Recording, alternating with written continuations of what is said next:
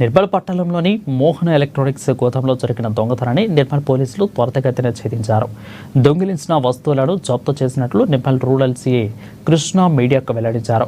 గత కొన్ని రోజులుగా గోదాంలోని ఎలక్ట్రానిక్ వస్తువులు కనిపించకుండా పోవడాన్ని గుర్తించిన షాపు యజమాని వెంకటరమణ షాప్లో పనిచేస్తున్న 4 ఉద్యోగులపై అనుమానంతో ఫిర్యాదు చేశారు. ఇక పోలీసులు వెంటనే కేసు నమోదు చేసి విచారణ ప్రారంభించారు. దర్యాప్తులో భాగంగా నిందితుడు నవత్ శ్రీకాంత్, చింతాడే సచిన్, సాప్లే జగదీశ్వర్, కుస్లే నవీన్లను విచారించగా వారు తమ నేరాన్ని అంగీకరించినట్లు సీఐ తెలిపారు.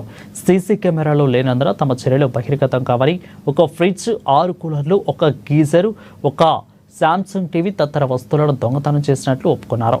ఇక వీటిని తరలించేందుకు సహాయపడిన ఆటో డ్రైవర్ సయ్యద్ ఇమ్రాన్ను అదుపులోకి తీసుకున్నట్లు తెలిపారు. ఇక చోరీ చేసిన మొత్తం వస్తువులు వీరి వద్ద నుంచి స్వాధీనం చేసుకున్నట్లు తెలిపారు. నిర్మల్ పట్టణంలోని మోహన్ ఎలక్ట్రానిక్స్ గోదాంలో జరిగిన దొంగతనం కేసును ఛేదించడం జరిగింది. దీంట్లో ముఖ్యంగా మనకు మోహన్ ఎలక్ట్రానిక్స్ యజమాని అయిన వెంకటరమణ గారు గత కొంతకాలం నుంచి వారి యొక్క గోదాంలో నుంచి కొన్ని ఎలక్ట్రానిక్ గ్యాజెట్స్ మిస్ అవుతున్నాయని చెప్పి గమనించి ఆడిట్ చేయగా దాంట్లో నుంచి కొన్ని ఎలక్ట్రానిక్ ఐటమ్స్ కనిపించకుండా పోయాయని చెప్పి, మరియు ఆ షాప్లోనే పనిచేసే కొంతమంది ఎవరైతే పనిచేసే వ్యక్తులు ఉన్నారో వారిపై అనుమానం ఉన్నట్టు మన పోలీస్ స్టేషన్లో కంప్లైంట్ ఇవ్వడం జరిగింది. దానితో కేసు రిజిస్టర్ చేసి దర్యాప్తులో భాగంగా ఎవరిపైన అయితే అనుమానం ఉందో వారిని తీసుకుని వచ్చి విచారించగా వారు మనకు కన్ఫ్యూజ్ చేయడం జరిగింది.